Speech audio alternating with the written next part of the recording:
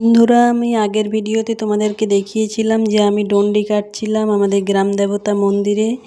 তো এইটা হচ্ছে অষ্টমঙ্গলা। তোমাদেরকে তো বলেছিলাম যে আমার ছেলে ভিডিওটা করেছে, খুব একটা ভালো করে করতে পারেনি, তাই আজ আমি তোমাদের সামনে অষ্টমঙ্গলার ভিডিওটা আবার শেয়ার করছি।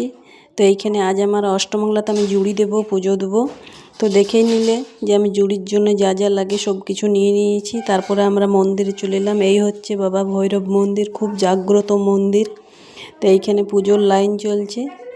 এইখানে আমরা একটু বসে বসে গল্প করছি। অনেক পেছনে লাইন আছে, আমার অনেক লেটে এসছি সেই জন্যে।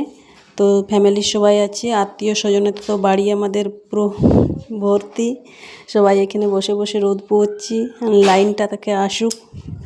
যারা আমার পুরনো বন্ধু আছো সবাই জানো এই মন্দিরটা খুব জাগ্রত মন্দির। এই মন্দিরের একটা মন্দিরের ভিতরে অনেকগুলা মন্দির আছে। মহাদেবের মন্দির আছে, তারপরে বাবা ভৈরব আছে। তো তোমাদের সাথে শেয়ার করলাম। আমি বলেছিলাম, আমার কথা রাখলাম যে অষ্টমঙ্গলায় আবার আমি ভিডিও করে তোমাদের সাথে শেয়ার করব। ছেলে তখন খুব একটা ভালো করে ভিডিওটা করতে পারেনি, তাই আজ আমি তোমাদের সামনে আবার সব ঘুরিয়ে ঘুরিয়ে দেখালাম, মন্দিরটা দেখালাম। তো আমার ভিডিওটা কেমন হয়েছে তোমরা সবাই কমেন্টে জানাবে। আমার ভিডিও কে কোথার থেকে দেখছো প্লিজ কমেন্টে জানাবে। জানি অনেকে কমেন্ট লাইক কিছু করবে না, দেখবে, আবার অনেকে স্কিপ করে দেবে, ভিডিওটা দেখবে না। হাতে ব্যথা আছে, আমি জানি যে কমেন্ট লাইক করতে গেলে হাতে ব্যথা হয়। তো এইখানেই হচ্ছে জুড়ি, এইখানে সব জুড়ির লাইন দেয়া আছে, এখানে সবাই জুড়ি দেবে।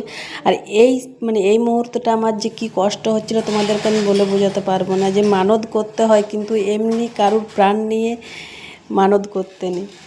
এইখানে যে ছাগল বলি হচ্ছে, এখানে আমার খুবই কষ্ট হচ্ছিল, তাই ভিডিওটা আমি করিনি। তোমরা বলবে যে তাহলে তুমি কি করে দেখছো ভিডিওটা করছো। ভিডিওটা আমি করিনি, ভিডিওটা আমার একটা ভাসুরের মেয়ে করে দিয়েছে।